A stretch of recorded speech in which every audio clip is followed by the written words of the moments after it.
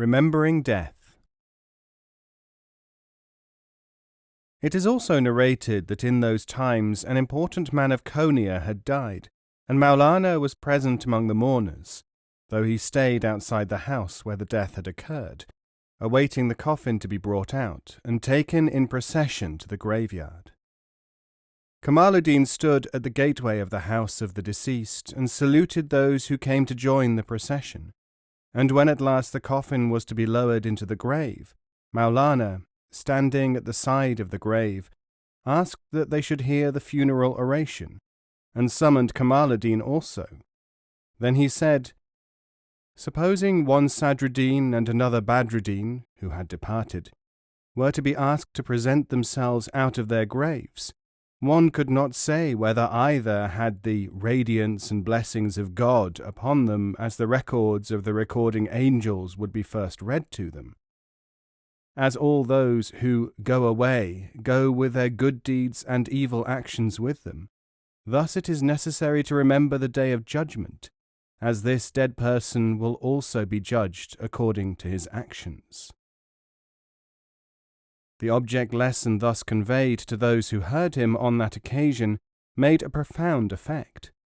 Kamaluddin, the nearest relative of the deceased, became unconscious with the impact of Maulana's address, and many of those who were still unbelievers came forward and became disciples of Maulana. At the hot springs. It is also recorded that it was the custom of the Maulana that every winter he used to go to a riverside where flowed a hot spring for 40 or 50 days. In that spot, Maulana used to deliver occult lectures to his disciples. During some of these discourses, the ducks in the river used to make a noise and disturb the lectures. Then one day Maulana called out to the ducks to be silent and said to them that either they should speak or that he might be permitted to do so. Immediately the birds became silent, and the lectures continued.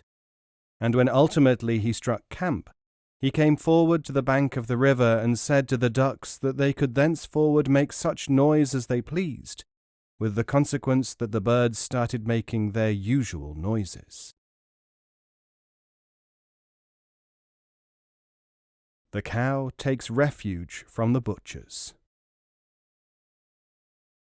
It is also narrated that on one occasion the butchers of the town, having bought a cow, were going to slaughter her. But the cow chewed her rope until it parted, and ran out into the streets, and the butchers ran after her trying to capture the animal. But the fleet-footed cow could not be caught, and a whole group of people chased her from street to street. It so happened that Maulana was walking through a street, and the cow made straight for the master and stopped. Maulana stroked the animal, and she stood submissive, making no effort to run away.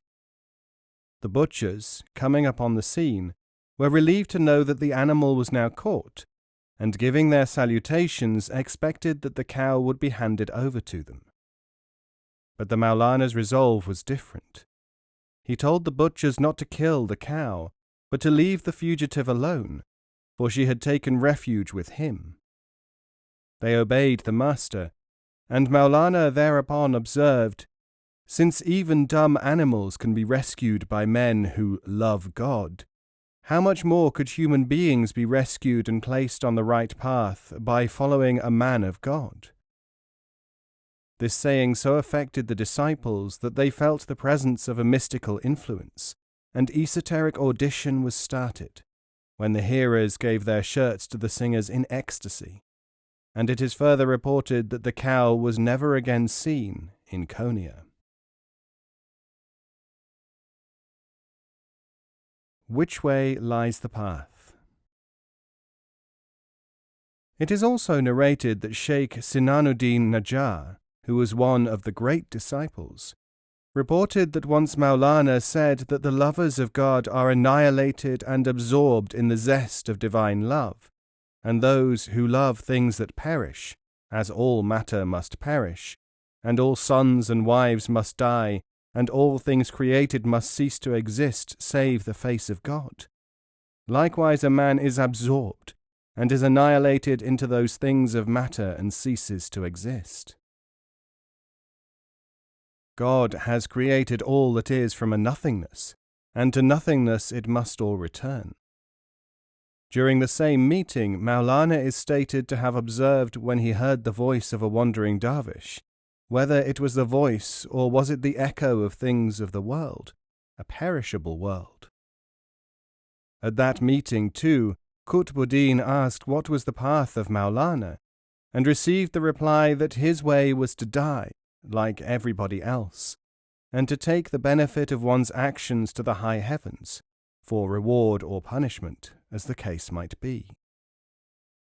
For Maulana further said that unless one dies, or is master of his desires and controls them and purifies himself, he never reaches the right destination. And then Qutbuddin cried and asked which way he was to proceed, and Maulana recited the following verse to him. I asked for the path. Seek thou, he replied. Again I asked, pray, what way lies the path? He said, follow on and seek. Then turning to me, he said, O thou seeker, thy quest is long, all the while seek and seek again. Qutbuddin was moved beyond measure, and became an accepted disciple of the Maulana forthwith. Mother Earth. It is also narrated that when one of the major disciples had died, his compatriots discussing as to whether he was to be put in the grave in a wooden coffin or without it, and not arriving at a decision, asked the advice of the Saint Karamuddin. He gave his opinion that the body was to be interred without the wooden coffin, for he explained that as a mother loves her offspring more than the love of a brother, thus the Mother Earth will hold her son more fondly in her lap than the wood of the coffin. For the wood is created from earth, and therefore a brother creation.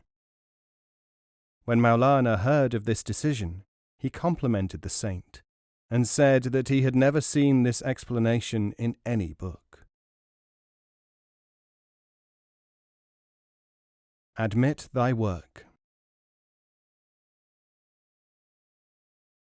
It is also narrated that the Grand Qadi and the head of the administration, one named the celebrated Kamaluddin, who was the highest legal authority in the land, went to Konya. Having seen the governor, one named Izzuddin Kaykaus, he took advantage of his presence in that town to meet learned men of the locality, such as Shamsuddin and Zainuddin Razi and Shamsuddin Malti. And he stated that many of these men of learning and piety impressed upon him the necessity of meeting Maulana, and he, therefore, sought a time to see that great personage. As soon as I entered Maulana's house, said the Grand Qadi, I was benumbed with the magnificence of the visage of that great sage, and Maulana rose to receive me with great courtesy and affection, and welcomed me by saying, Thou desertest us, admit thy work, seest thou not how we capture thy attention? And then Maulana observed that, thanks to God, the Qadi had attained that greatness of learning and prestige, and had so contributed to learning and piety. And then Maulana started on a discourse of such lofty ideas, added the Grand Qadi, the like of which I had never heard nor read, and having been mightily impressed, I, together with my son and Atabek and a few other important persons, became disciples of Maulana. When I returned to my residence, I felt the draw of the Maulana, and felt uneasy unless I went to the presence of that great master, and arranged that a great meeting of mystical music should be given to honour my master. And therefore I invited a very large number of important men of learning of the town of Konya at that occasion. As the number of the persons invited was very large-scale arrangements had to be made, and especially for cool drinks we could not muster more than 30 large cauldrons, and we procured a few cones of sugar to make sherbet, and, continued the Grand Cadi, I had to ask the First Lady, the governor's wife, to lend us some more large vessels for the purpose, as we had to entertain a considerable number of people. I planned to make a special cool drink of honey for especial guests, and thinking that the thirst of many had to be quenched, I was wondering whether we had enough for the purpose. But lo and behold, I saw Maulana enter the house as if from nowhere, and solve the problem by saying that we should just add more water to that which was present. And saying this, he disappeared, and the servants and others ran out to find him, but there was no trace of him anywhere. Acting thus on the advice given, we poured the whole lot of sherbet into the metal tank of the mosque, and simply added more and yet more water. And I told the servants to taste the water from time to time, and take care that too much water was not added. But a wonder of all wonders so occurred that the more water that was added, the sweeter the sherbet in the tank became. We continued to put in more and yet more water, till we felt that the limit had been reached, and we were all staggered by the miracle of Maulana. However, from the late afternoon till midnight, the mystical musical ceremonies continued with unprecedented ecstasy amongst all the guests, and I and Mu'inuddin were plying the guests with the cool drink the whole time, and Maulana recited the following poem. Love's warming breath a-leaping, as fragrance of love wafts on, to all the learned release anon, the liquid of life, the life eternal. As the song of mystery gathered momentum, and we were in a frenzy of mystical movement, Maulana pulled me to his side in affection and kissed me on both cheeks, and then read a verse from his ode, saying, If thou knowest me not, ask the sleepless nights, ask my tired face, and my parched lips in anguish for the separation from the beloved. Many fell to their knees, kissing Maulana's feet and begging to become his disciples, and my worldly goods increased, and my love for the mystical vision was augmented to a great stage of refinement, and feelings came to my mind which beg a description, as the Arabic saying goes, sometimes what is in the heart cannot come to the lips. And I said so, and became a servant disciple, and was blessed, and a door of twin greatness was opened to me.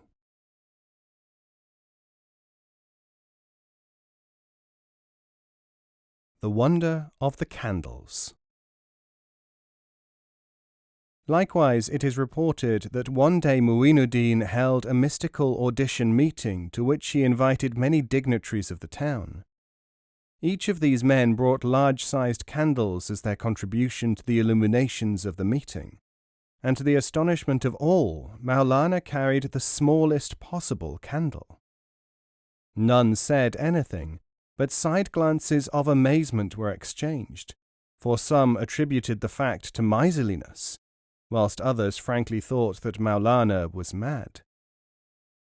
All this was not lost upon Maulana, who ultimately observed that his small candle was really the life sap of all the giant candles brought by others. Those who were friendly to Maulana agreed with him, but many others dissented, whereupon Maulana said, If you do not believe what I say, you can have the proof. And saying that, acting, for lo, the whole hall was plunged into darkness, for Maulana had extinguished his own little candle. Then the master lit his candle again, with the result that all other large candles came to life again automatically, to the utter bewilderment and amazement of all.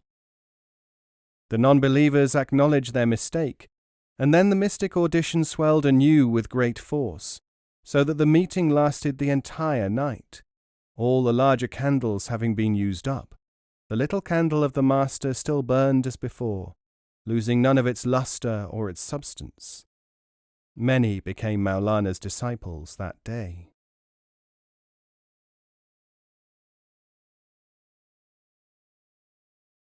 The meaning of possessions.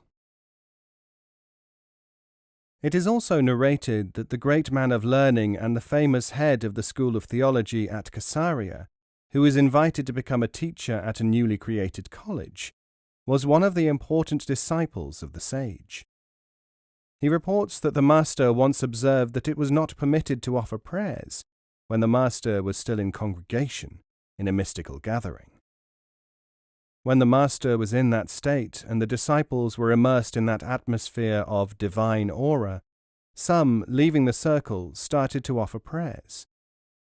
Maulana's listening to the mystical music and being wrapped in the mystic state was as offering the prayer or keeping fast during the month of fasting among the Muslims, so Maulana added. And when holding a mere particle of the radiance of the Prophet Muhammad, I say that godliness is nothing other than being enraptured in the divine love. I am enveloped in that atmosphere of alienation from things material, so that my very being is lit with the ecstasy and happiness of other than worldliness, so that my disciples should share with me that radiance by listening to me, and by being in contact with me. When, therefore, you find such a one, consider it a singular mark of good fortune, and make your body and soul radiant with my association, and be thankful for such a contact.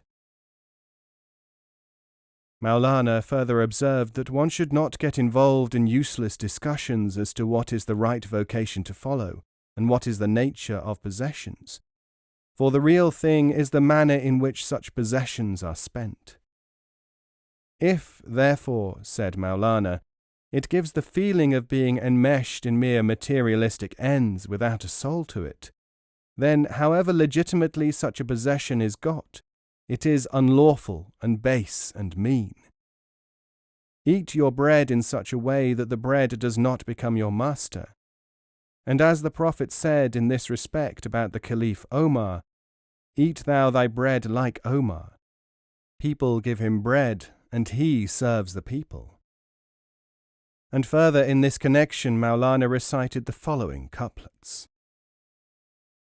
Not less than jewels a morsel if, when taken for divine service's sake, as morsel at last may become refuse, its foul smell do not let escape in foul deeds and more, then rather lock thy mouth and lose the key, with whose morsel piety is mixed, his means of morsel are all morally good.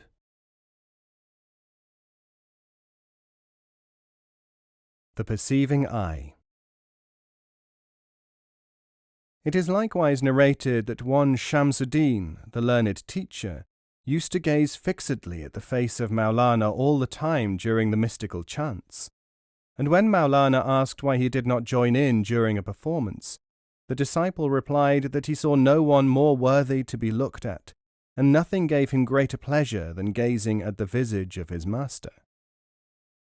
The master observed that he welcomed such a sentiment, but his face had also another face, an inward facet, which the disciple ought to concentrate upon and see the divine perception in it of the light of God's mysteries. He added that it is not always desirable to stare at the blazing sun, for that intensity of light might dazzle the sight to the extent that one would not be able to see again, and merely gazing at the outward aspect might not give sight to the inward eye. And then Maulana recited the following. O thou of perceiving eye, repose alone, only in his reflected rays, never daring to stare at the visage of his mighty grace. Here it should be noted that Maulana neither here nor at any other place in this text claims any divine attributes to himself, but in mystical terms a man's being is at one supreme stage, so annihilated that the mystic sees and feels nothing but God and his divine attributes in him and about him. And literally, he is in this world of matter, but not of it, as is often said in mystical writings. Seeing the evil in the man of learning. It is also related that the pious reported Bahuddin once asked Maulana what was that evil practice to which the sheikhs are given, according to the vulgar people of the market. To which Maulana replied, "That evil practice is surely known to all, but it is committed in secret.